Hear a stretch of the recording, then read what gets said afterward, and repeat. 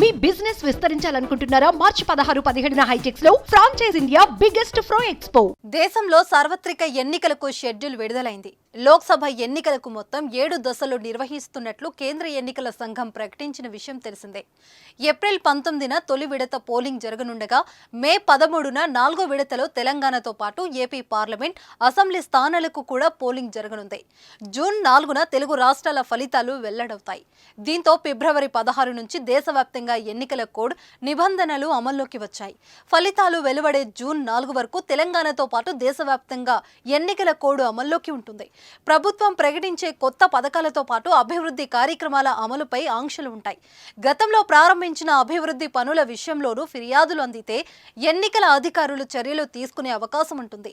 ప్రజాప్రతినిధులు, అధికారులు ఎన్నికల కోడ్కు లోబడి ముందుకెళ్లాల్సి ఉంటుంది.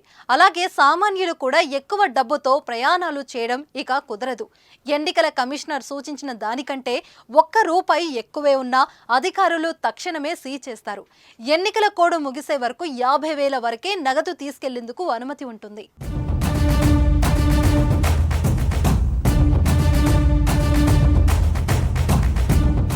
అత్యవసరాలకు ఎవరైనా నగదు తరలిస్తుంటే దానికి సంబంధించిన రసీదులు వెంట పెట్టుకోవాలి.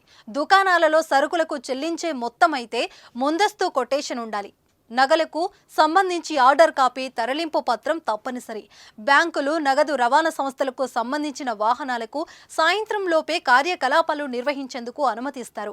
హాస్పిటల్లో చెల్లించాల్సిన బిల్లులకు సంబంధించి రోగి ఓపీ పత్రాలు, రసీదులు వెంట ఉంచుకోవాలి.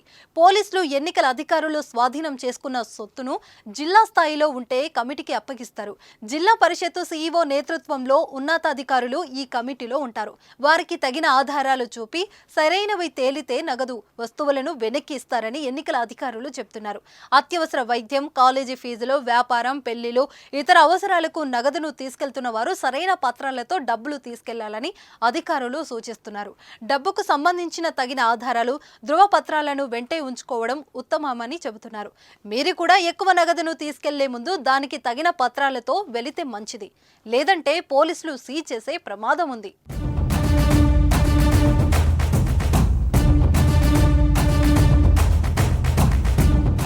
సుమన్ టీవీలో మీ పర్సనల్ అండ్ బిజినెస్ ప్రమోషన్స్ కోసం కింది నెంబర్కి కాంటాక్ట్ చేయండి.